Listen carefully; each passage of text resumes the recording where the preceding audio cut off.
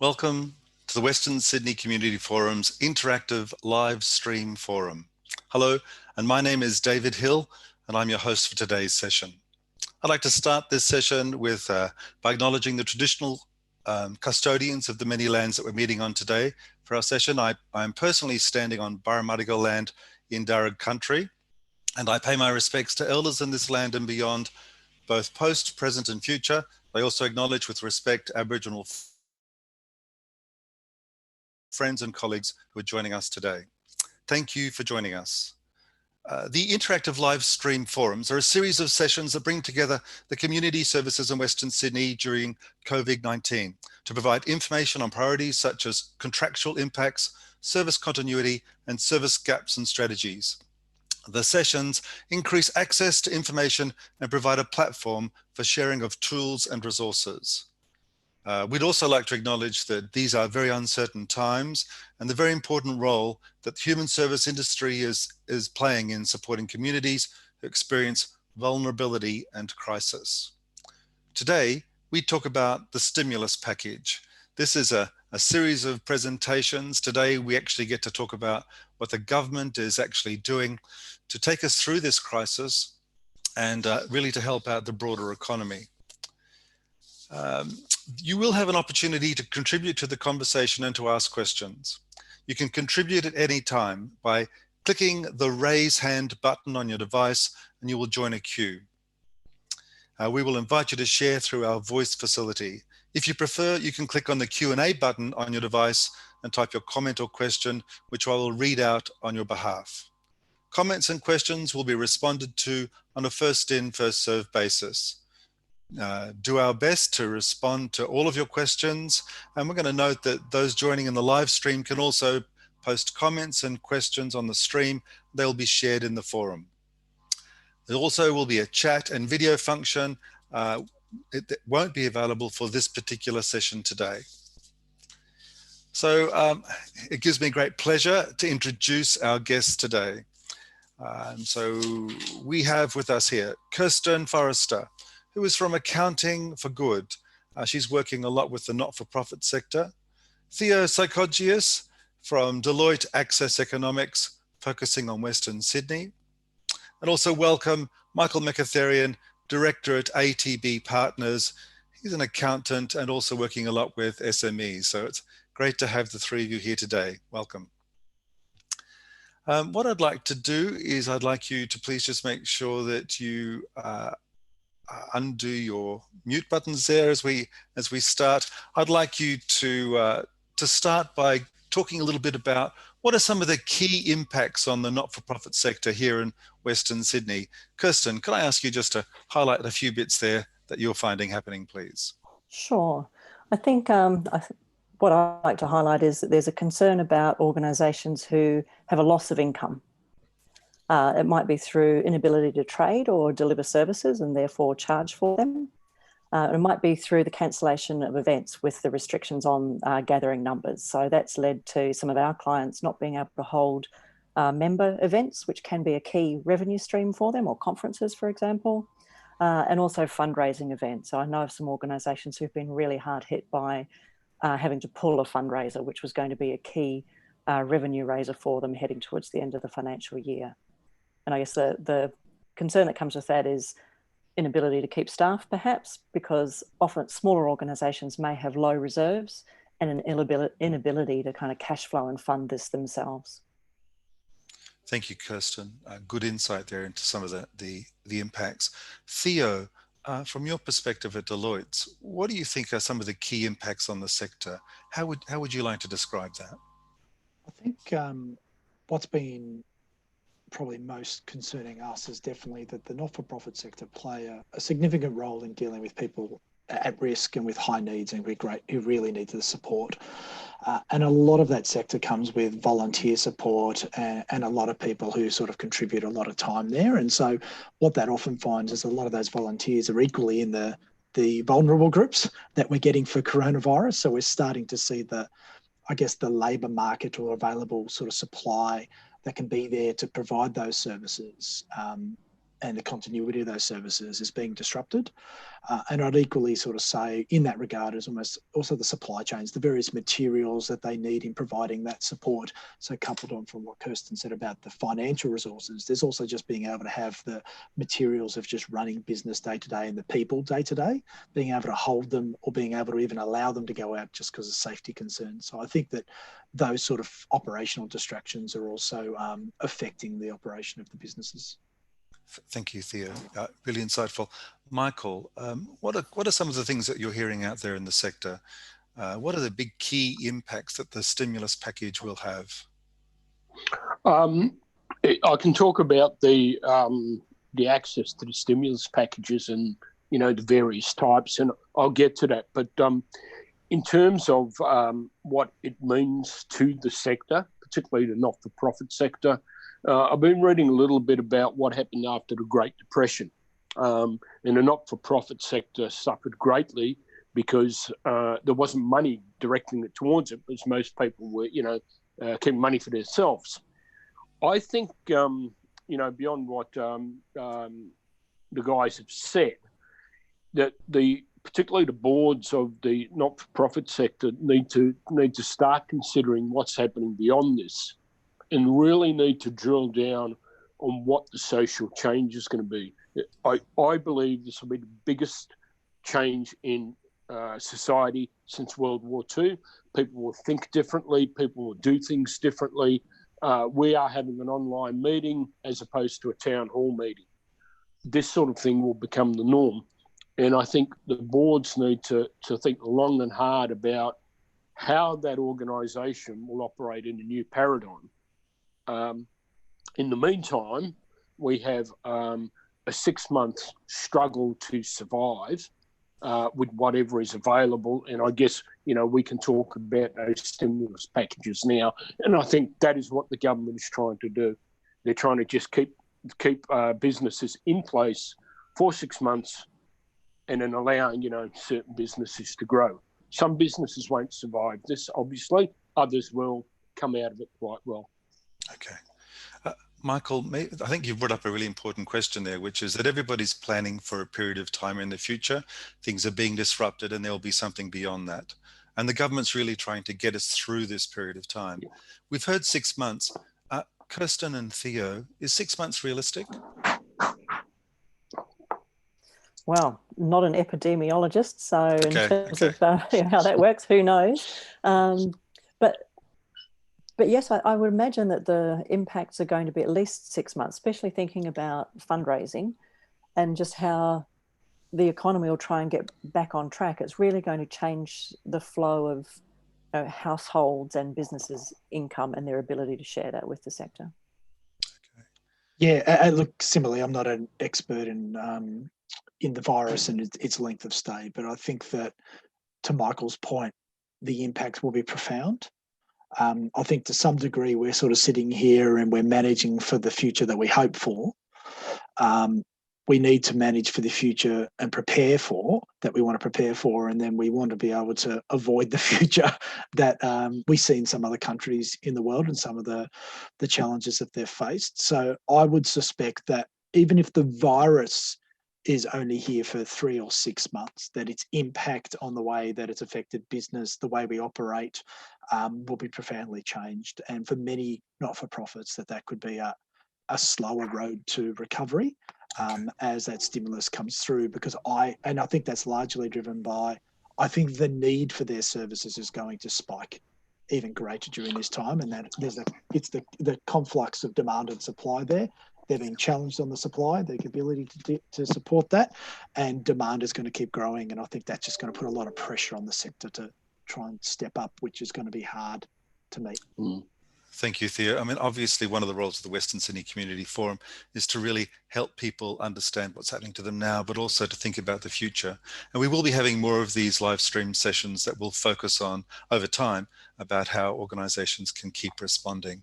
I suppose in terms of understanding the stimulus itself. So maybe we should have a little chat about, we've heard lots of announcements and we've got stuff actually happening today in Parliament. Michael, a quick summary of the stimulus, and I see maybe you've got some other points there. Look, quick summary of the stimulus. 3 sort of discrete packages. Yes. So there's a state government package that is up to $10,000 based around the response from the bushfires.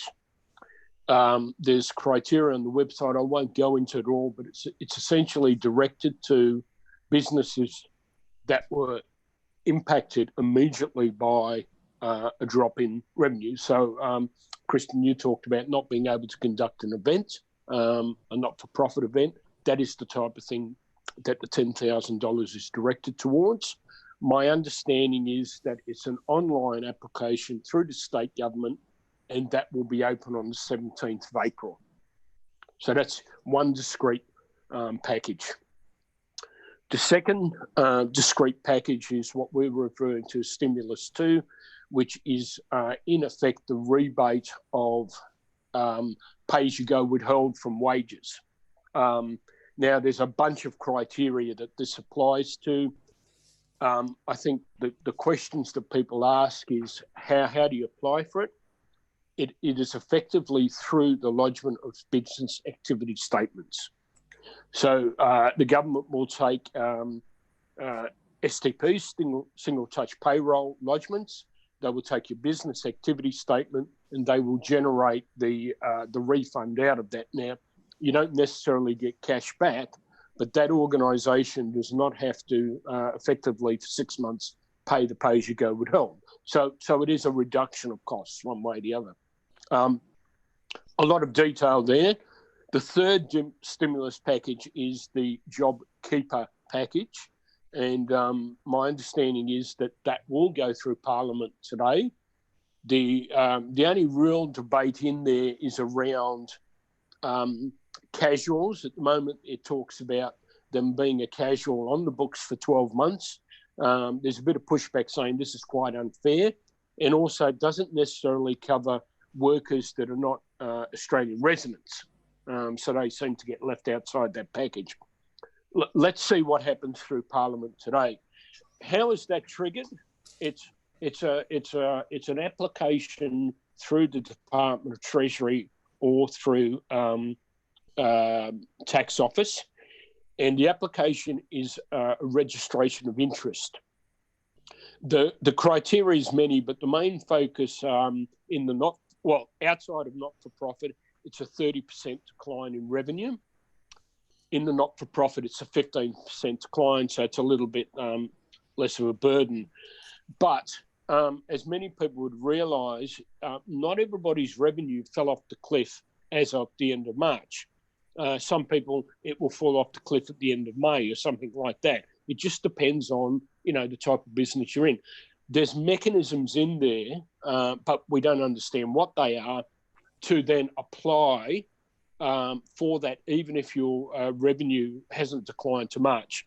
What we understand is they're going to look at your business activity statement and look at your gross revenue for a 9-month period, compare it to last year, and say, has it declined? So I'll leave it at that, because we could talk about the detail, for hours, and perhaps it's just important to know those points, how to apply broadly what they are.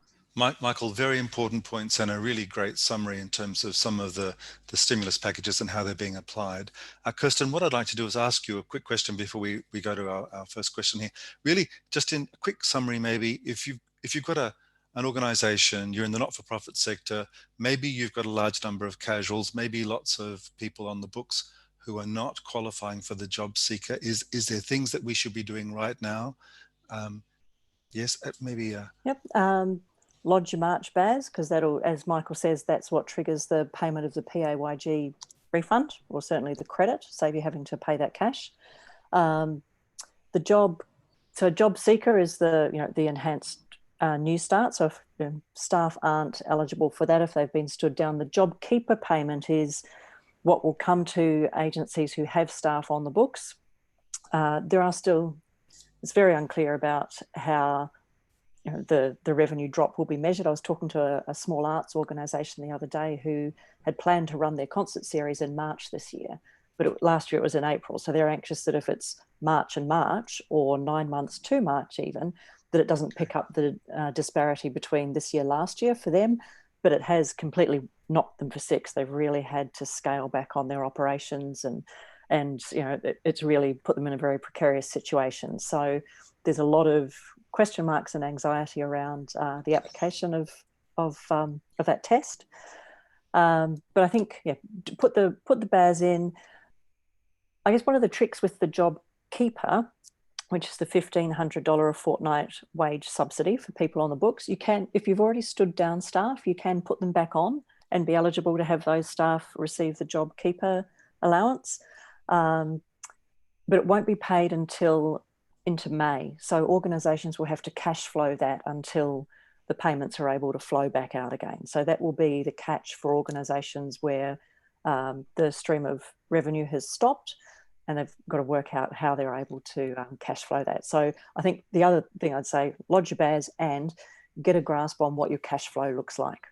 Brilliant. So really plan that forward. Thank you, Kirsten. What we might do is just go now to a question that's been sent in by Jennifer Parisa. Jennifer, thank you.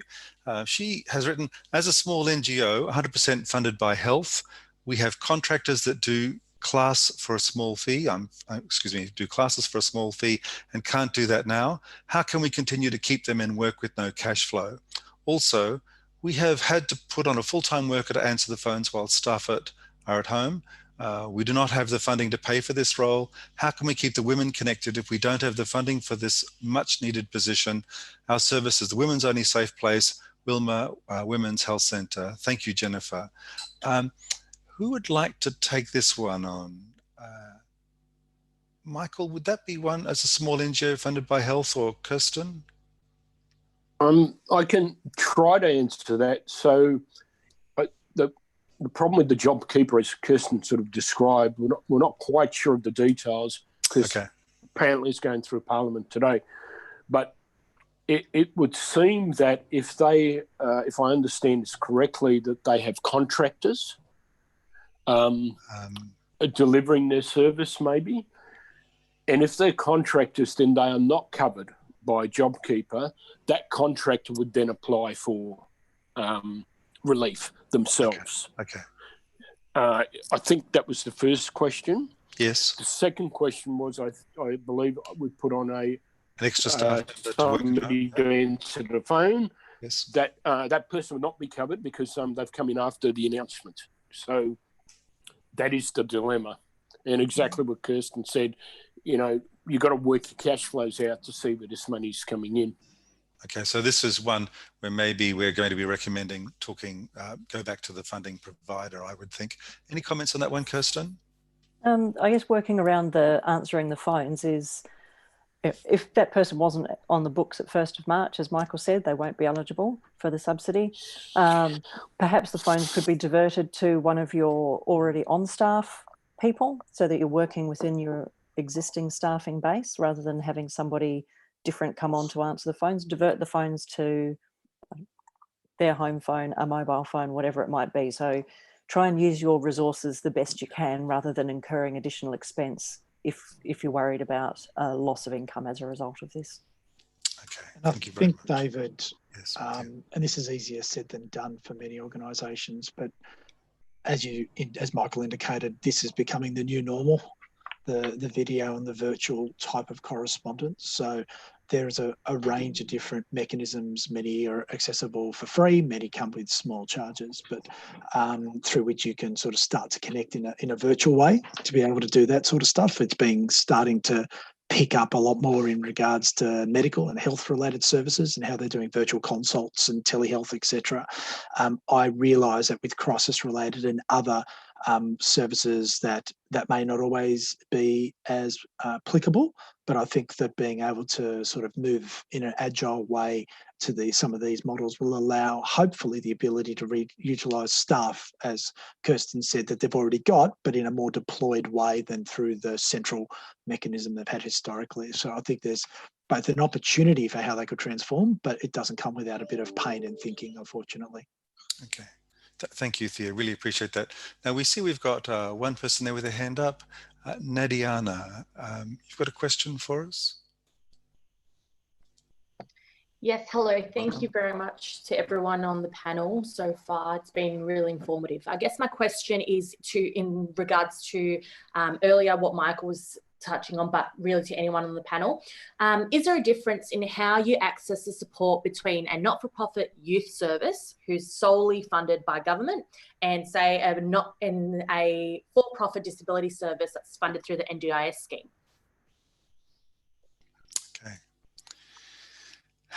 Kirsten, I think, wants to take the first answer there. Yes, please. Have a crack. I think no. Happy to be corrected.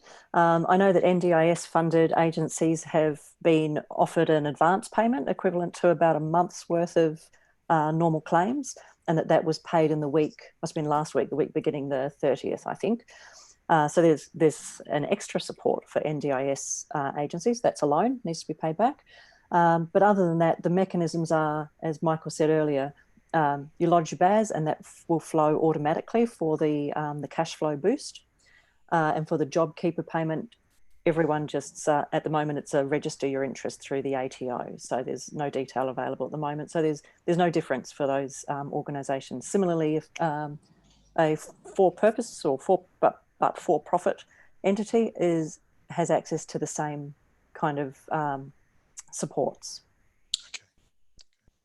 Michael, I'd like to add some more there. Yeah. The only distinction I see in what I've read is that the test in terms of turnover degradation for the commercial sector is 30%, and for the charity sector, registered charities, is 15%. Keep in mind that these stimulus packages are essentially to provide employment, not to increase your revenue, except for the state government, which is just a $10,000 grant. So I think, as Kirsten said, an approach to your funding body is outside of these packages. Okay. Theo, did you want to comment on that one, or shall I go to a different question now? No, all I was going to say, David, is that what I have observed across the board from central agency, government funders of services, etc., is a willingness to really be quite flexible and adaptable to the current circumstances. They have so much on their books at the moment that they are unable to necessarily think of every solution to deal with every person's circumstance. But they are being quite proactive in responding to questions and issues and trying to, where possible, adapt to the circumstances of individual organisations. So whether that's for allowing payments to be delayed in certain instances where that's relevant, whether it's advancing payments where relevant. So I think that in many instances where you have those third-party funders, I would be suggesting to reach out and have those conversations, because they are both incentivised and from a state government and a federal government perspective, they're being authorised to really be quite proactive in how they can support the maintenance of people in jobs for the delivery of quite essential services. Theo, thank you so much for that. I think it's really important for us to be really sending the message out there for our sector that this is really an opportunity to keep talking and to actually be advocating on behalf of our clients and to be making everybody aware of what's going on. Michael, yes, you've got a comment there? Look, one thing we haven't discussed is, of course, we've talked about income into the organisation. We really haven't touched on the expenses going out. So organisations should be discussing if they have landlords, rent relief. That's also being encouraged.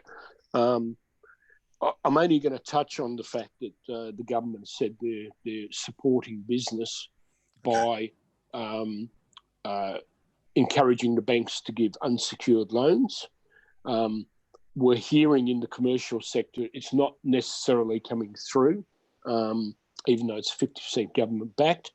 But, organisations should be talking to their suppliers about cash flow, relief of cash flow as well. So that's something you should be looking at. Very good practical point. What I want to do now is just take us a little bit to maybe some of what's going on the ground. And so for a lot of our our services out there, the situation's changed dramatically.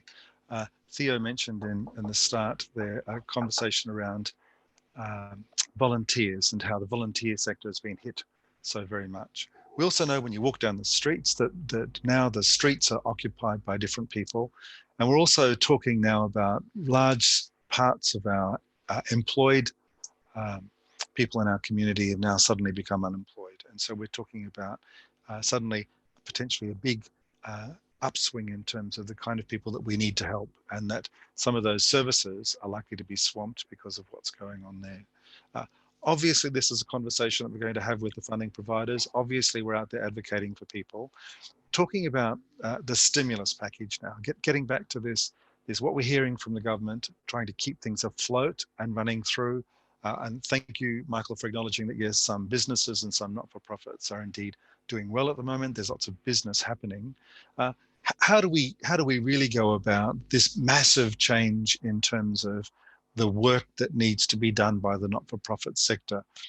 Is the stimulus package enough, or is it that's just the basis? Theo, maybe start with you on this one. There we go.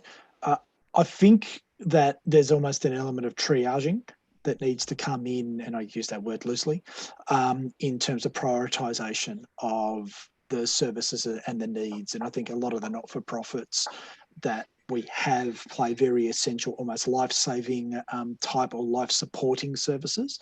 And so I think there's an element of prioritisation that comes in there that I would suggest will need some additional funding from the government above the keep it ticking along type basket, because they're at the coalface of demand surges in many regards. I know in the first month we've already seen certain increases associated with domestic violence, for example, which the stress of the situation brings out the worst of people, as we do find with substance abuse. People start to calm themselves in these situations and get out of control.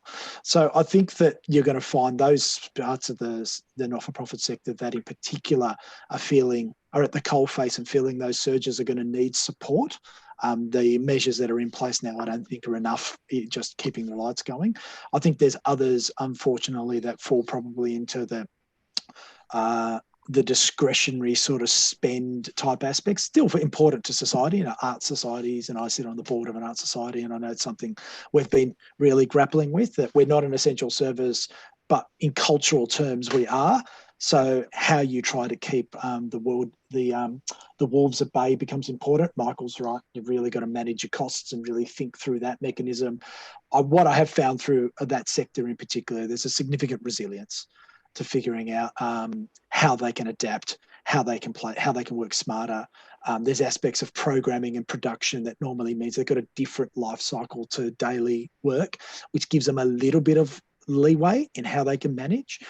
So I think they will, while I believe they legitimately deserve some additional funding, being a champion in the arts, I don't think that's necessarily going to be forthcoming in the short term, but I think those parts of the business, of the sector that are dealing with frontline health service and other social support, absolutely, I think they deserve more. Fantastic, thank you, Theo. Kirsten, any comments from you there? Not much more to add. I think that I see organisations that are government funded haven't lost revenue, so they aren't feeling the kind of the pinch in terms of their income, but maybe, as Theo's saying, might be feeling the pinch in terms of the output required. But I am seeing some industry bodies, for example, advocacy bodies, certainly arts bodies, as I mentioned before, who are really struggling. So I think the impacts will be very different for different parts of the not-for-profit sector, but I imagine the human services sector will be largely okay for income, but they will need to perhaps innovate and think about how they can deliver services differently. And Theo mentioned that earlier about, rather than going, well, we just can't do anything, how can we do something? And I've seen lots of organisations doing interesting stuff already. And so, if there's a bit more time in people's work days to be able to think about, it's often hard to do that kind of innovation when you're busy doing and delivering all of the time. But perhaps if there's a little bit of a step back in terms of the constant doing, maybe there's opportunity to really think about, well, what are the other ways we can deliver our services that might then make it more accessible to more people all of the time, rather than just as an immediate response to this situation. Thank you, Kirsten. And obviously that issue of making sure that we learn from others as well as part of what's going on. So one of the purposes of the Western Sydney Community Forum is really to make sure that we gather what's successful, where the innovation is working, and to share that. So please do come back to the Western Sydney Community Forum. We've got a couple of questions that have come through now. The first one is about an admin reception staff member on contract. So this is from Shirley, talking about, I presume, one of her staff members, an admin reception staff member on contract that should have ended on the 30th of the 6th, 2020, has not attended work for 3 weeks now due to the fear of contracting COVID-19. She has a high susceptibility to the virus due to pre-existing health conditions. Is there a legal problem to renegotiating her 15-hour per week contract to casual to be paid when work is completed at home? That's the first question. I'll read the second one, but we might want to think about this. If we dismiss a staff member because there is no possibility of a person working from home given their role and low IT capacity, is the worker able to claim the Jobseeker allowance from Centerlink at the higher rate than usual job search allowance if the worker has a partner who works full-time and earns well? That's a full-on couple of questions. Michael, did you manage to capture that? Just the first question was if somebody's not attending work for 3 weeks now due to the fear of COVID-19, yep. So I can only partially answer that question in that my understanding is that Minister Porter and the ACTU reached agreement yesterday in terms of the awards to allow that sort of thing to happen. Okay. I don't have detail, but that's an award matter.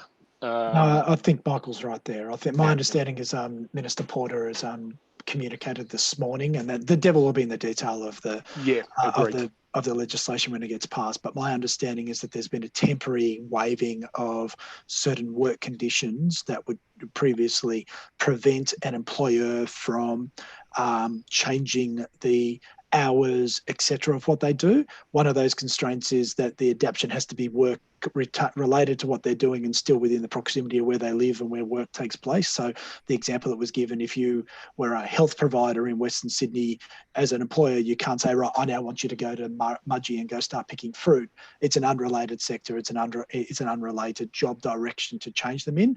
But to scale them back or to say you're now working from home, etc., was being considered as an acceptable move that would be able to be undertaken by an employer. And so Shirley's point here in brackets, she says she can help with flyers, letters, writing up networking, manual, etc. Okay. Correct. It's work related. It's still in the business. It's just on some change conditions for a temporary basis. Okay. Can I go to the second question, Kirsten, or would you like to answer that first one as well? You're comfortable there? Yeah, good. Okay, just going to the second question. If we dismiss a staff member because there is no possibility of a person working from home, given their role and IT capacity, is the worker able to claim the Jobseeker allowance from Centerlink at the higher rate than the usual job search allowance, if the worker has a partner who works full-time and earns good money? Mm-hmm. Straightforward question? No, of course not. I understand that the income threshold for a partner has been increased, from something to something more, but it's still not a whole lot of money. So if it earns well, then possibly not. So it all depends on your circumstances of the household and the couple. But they would be eligible, if they're eligible for it, they'd be eligible for the higher rate, the new Jobseeker. The alternative is that if the organisation can use that person in a capacity in the future, that there's they could be eligible for the Jobkeeper, so that subsidy of $1,500 a fortnight, if the organisation can demonstrate that they've had a reduction in revenue of 15%. Okay. And perhaps that's not the case if they're a fully funded agency. Okay. There's many ifs and buts, of course. Oh, yeah, of course. And of course, this legislation is in Parliament today. Yes. So today, this might be slightly different. Okay. And so to some extent, we're ahead of the curve. We're really talking about as we understand it, and we're really to look at the details this afternoon. And I'm sure as these live streams go forward into the future, we'll incorporate the changes as they're actually put in place. Thank you so much for that. I think we're starting to get down now to some of the details of what concerns people. Obviously, it's about employing others. It's about keeping people on board, about keeping organizations running through this period of time. We mentioned there that income for partners. Michael, did you know that amount that partners are allowed? I don't have it at hand. Okay. But as Kirsten said, the thresholds have increased, okay. as has the payment increase. Watch the space. But the keep in mind, the purpose of the legislation is to essentially, if you think about government with an X number of million maybe people becoming unemployed, they are trying to keep those people employed by organisations that employ them now by giving $1,500 per employee per fortnight, provided you meet the criteria, which will come out, today. So if you're needing to dismiss a person, then you should look at that detail to see whether in actual fact you can keep them on at $1,500 and reduce their hours, as Theo talked about, because they would be better off receiving that $1,500 than as the job keeper, as opposed to the lower amount for the job seeker. And again, once again, legislation today, so we don't quite know that detail, but that's what you need to be thinking about. Okay, so for our organisations out there, this is an opportunity to engage with your teams and to work about what's actually going to work best for the future and also for the individuals involved. Thank you, very, very good point. We do have one more question here. It's from Anita Hanna. Anita, for sectors such as ageing and disability, there is a highly casualised workforce and turnover with staff employed less than 12 months, as well as staff on temporary visas. What advice do you have for agencies in order to retain their workforce and to stay afloat? This time, maybe, I'm just going to go around. I'd like us all to have a bit of a go at this. I think this is one of the big picture issues in the sector. Lots of casuals, lots of people who are not being caught up in what the government's trying to achieve here. Theo, can I start with you there, please? For the ageing and disability sector in particular, what do you reckon with this highly casualised workforce? What does it mean? Yeah, look, under the legislation and the detail that's been provided so far, those casuals who haven't been in the workforce for 12 months on the books will be exempt. It's not really exempt, would not be eligible. So what we do have is a bit of a loophole here, or want to call it a sinkhole, where people are really going to be falling into the same as Michael alluded to earlier, people who are on visas and non-residents, etc. That there's currently no consideration for those. Now, today's debate of legislation, any horse trading or any negotiation or compromising that takes place, will be interesting to see whether they get captured. They are points that have been raised across the sector and with the government. So there's a recognition, and particularly the 12 months casual status was one in particular the government's called out, that they said, look, we probably recognise that we're going to have to move and be more sensible about that one. I think visas and the like may be trickier, but the detail will come in. If they're an employee, if you take this in this sentiment, as Michael suggested, they're an employee working in your business, legally doing so, you're unable to maintain them, you would assume that, you would hope that the job keeper would allow you to be able to maintain them in some capacity because they're part of your workforce. Yep. Now, the devil will be in the detail as to whether that sentiment flows or whether we sit there going, no, it's only going to be for Australian citizens and residents. I don't know, to be honest, but I think it's going to be a tricky time in particular for this sector who have a lot of that mix of workforce in play. Okay, thank you, Theo. Kirsten? Yeah, really not a whole lot different to add to what Theo said. I think that this is where it becomes tricky, and it works for organisations to have a casualised workforce and be nimble in the normal order of things. But then when things fall apart, then it falls apart for everyone. This is a really tough situation, I think. Yeah, I don't big have a picture. solution. Yeah. Okay. Maybe it's a result of the fact that we've casualized so much of our workforce as well. Just as a country, we've done this to ourselves. Michael. In terms of the aged care sector, I'm trying to understand what the impact of the coronavirus will be, and I don't think it'll be on their revenue. I think it would actually be on their costs, rather than revenue coming into the organisation. So the legislation is around those affected by a fall in revenue or a decline in revenue, et cetera. So I'm imagining that the profitability of those sectors might be under threat, but not their revenue. The revenue is coming from the individuals paying into the organisation for their level of support, and from the federal government grants. It's probably around the cost of increasing the level of hygiene, I would imagine, that's impacting there.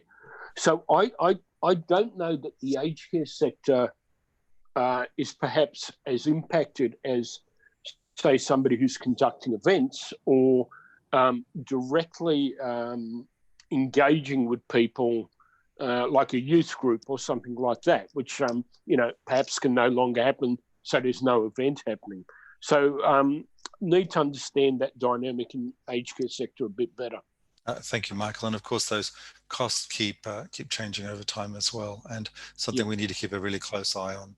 I mean, obviously, if some of the ways of managing this are actually stopping people from coming into the aged care facility, then some of those costs maybe aren't as high, but there might be other kind of hygiene costs, you call it, and lots of sterilisation, ways of managing staff, losing staff, those kind of impacts which are going to happen over a long period of time.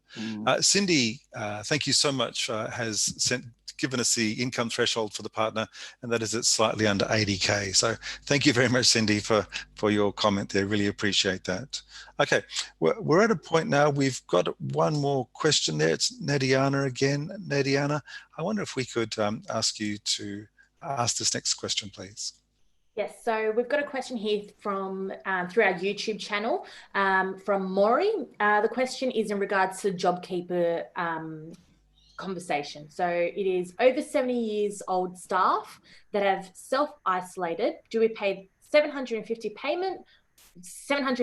payment or their normal rostered hours? Okay, Kirsten, I see you reaching forward there. Somebody who's over 70 years of age on your staff, what do we do? So they're staying home, can't work. So one of the things with the Jobkeeper payment is that it'll be $1,500 per fortnight per person, irrespective of what they earned last month or in February, right? So if they only earned $500 or $1,000 a fortnight, the employer will need to pay them $1,500 per fortnight because that's what they'll receive for them. So even if someone else would have earned, say, $2,000 a fortnight, you can't mix and match, so there's no opportunity to shuffle it around. So if the person was,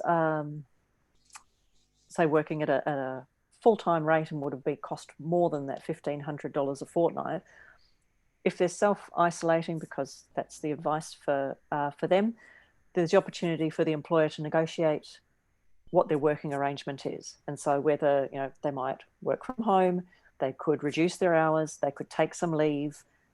There's a whole lot of opportunities to be flexible with how work's done at the moment. And so that's a process of negotiation between the employer and the employee. So obviously the employees get to make a choice, as in the previous question from Shirley, when someone wasn't willing to come in to work anymore. So there really is a conversation to be had, but as was mentioned previously, there are more mechanisms available now and more flexibility in the awards in terms of how you can vary the work arrangement under the current situation. Okay, Kirsten, thank you for observations. Michael, any comments there? No, I actually think that sums it up, perfectly. Theo? So obviously we're in a situation here where where we are starting to have to respond to the different needs of our staff members. And there are options that are available for them there. And we're still waiting to hear exactly how this will roll. We've got a fairly good idea. Michael, thank you so much for giving us the lowdown there in terms of how you understand that will roll through and how that's working using the existing systems that we've got there. And so obviously what's happening is we've got lots of organisations here in Western Sydney that sadly, a lot of the services, it's difficult to provide at the moment, but I know a lot of them are out there very quickly adapting to these circumstances and trying to meet people's needs. Some of those needs, of course, have changed because of the new rules that are out there. People are now being isolated.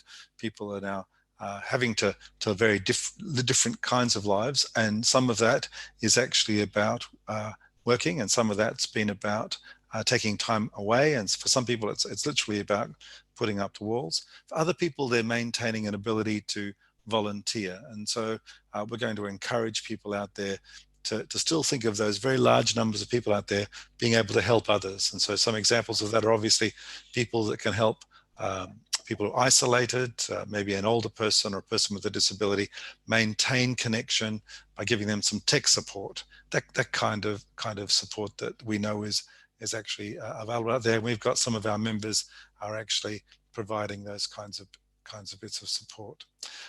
Just in terms of, we've only got now probably another 5 or 6 minutes before we do a wrap up. I just want to run around the 3 panelists we have here today. We've talked about what we think the big impact is.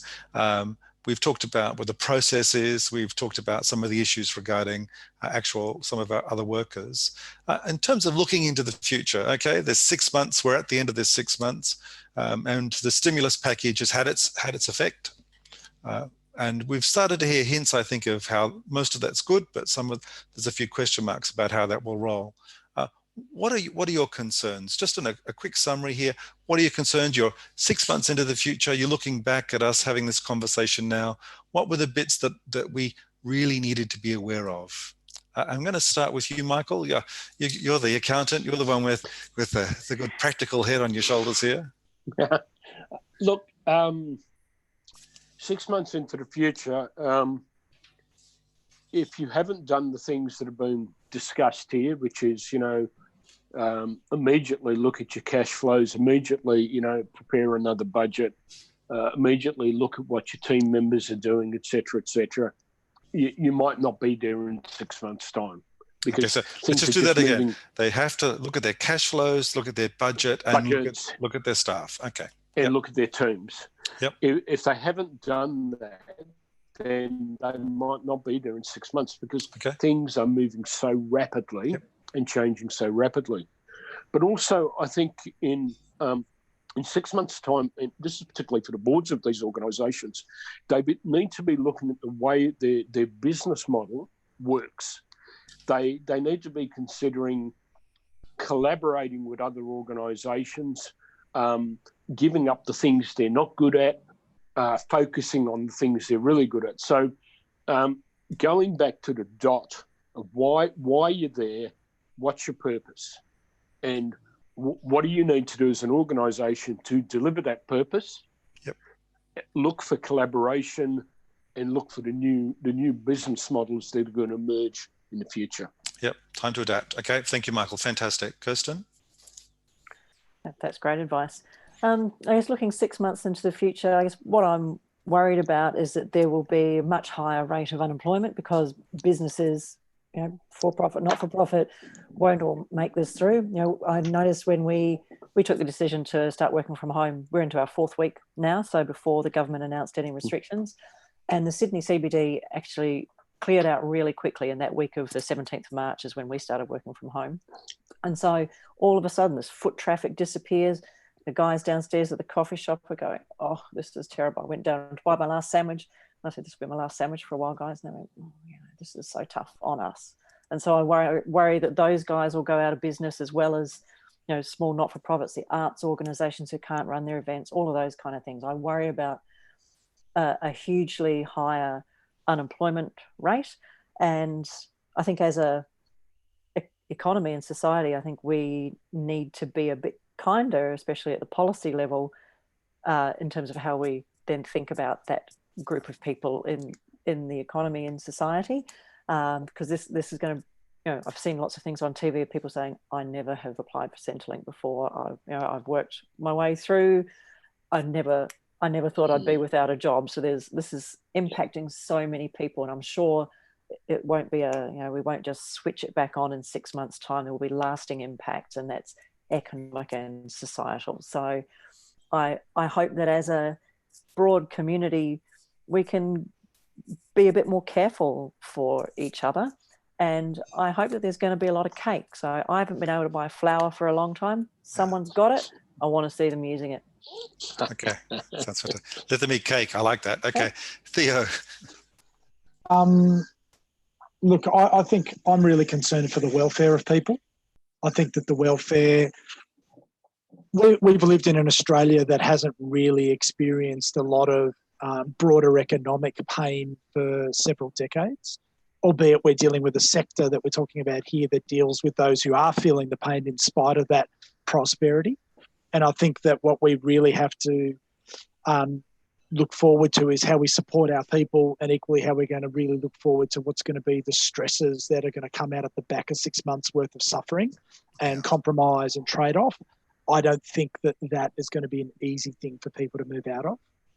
And while business might recover and the government might support us all through that, I think we've got to really look out for the underlying emotional and psychological scars that people will carry moving forward. Theo, thank you. That's a very sensitive, and here we are talking about the stimulus package, a very sensitive response in terms of, I think, what we're facing as a broader community, and I think really reflecting a lot of sentiments there, indeed, of why we're here in the first place, trying to help other people. We do have 2 more questions, which I'm going to try and get through, so we might just get one answer for each. The first one is an example. It's Lynn. She has a situation. She has 3 employers. I have 3. I'm assuming it's 3 employees. I can only receive she's not. She has 3 employers. I can only receive the JobKeeper allowance from one employer.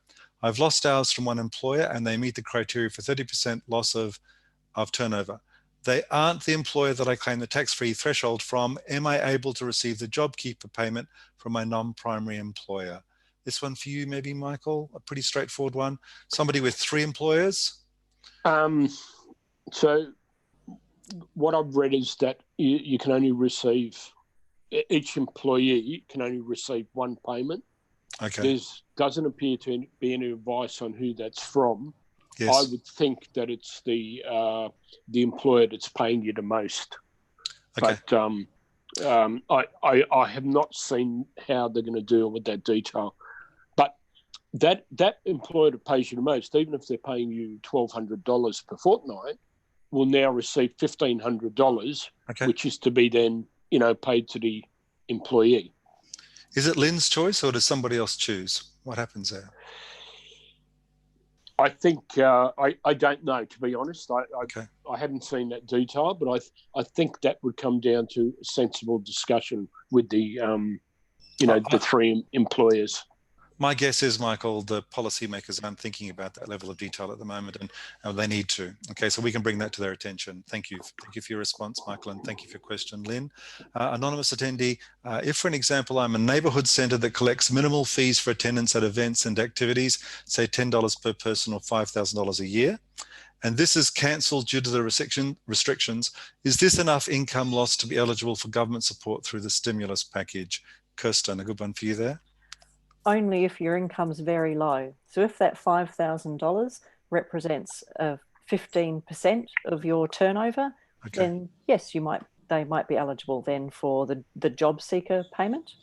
But if your turnover's $500,000 or even $200,000, then that's not enough of an income drop to make you eligible for the Jobseeker payment.